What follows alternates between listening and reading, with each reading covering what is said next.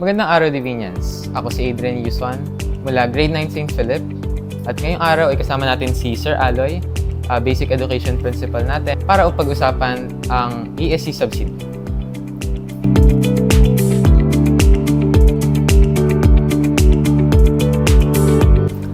Sir Aloy, para po simulan, ano po ba yung ESC subsidy?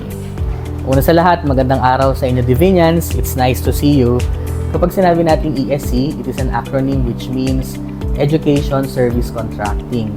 Isa ito sa mga subsidy or grant ng gobyerno para sa lahat ng mga Pilipinong estudyante na gustong mag-aral sa mga private schools o pribadong paaralan tulad ng DPC.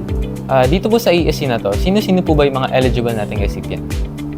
Bago ko sagutin yan, ang ESC subsidy ay may layunin na tulungan ang public school na mag-decongest or iwasan ang overcrowding ng mga estudyante.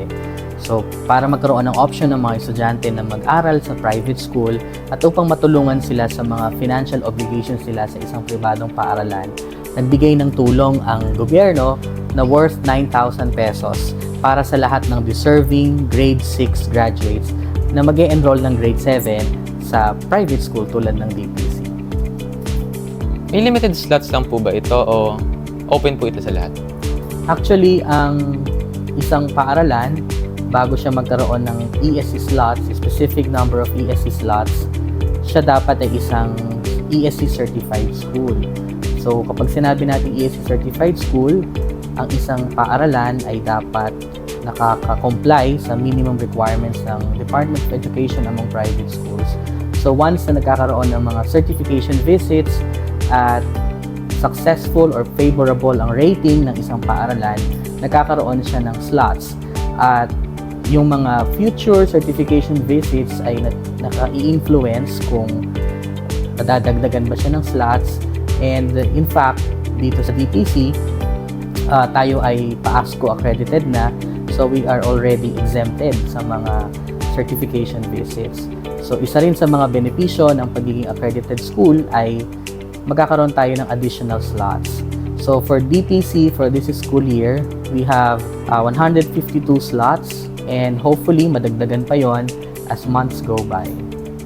Nabanggit niyo po kanina na 9,000 yung subsidy na to. Hanggang kailan po ba ito may enjoy ng bata? Once he or she enrolls in DPC as grade 7 at siya ay magtutuloy dito hanggang grade 10, every year matatanggap niya yung 9,000. But if we're going to look back at the meaning of ESC, which is Education Service Contracting, ang subsidy dito ay isang kontrata sa pagitan ng estudyante at ng paaralan at sa pagitan ng paaralan at ng gobyerno, kung saan may mga terms and conditions. So kapag ang isang estudyante ay nag-drop in the middle of the year, nag-transfer in another school in the middle of the year, or nag-stop after a year, maaari siyang mawalan ng subsidy. So as long as you are of good academic standing, ikaw ay nag-aaral, ikaw ay tuloy-tuloy hanggang ikaw ay grade 10, ma-enjoy mo yung subsidy.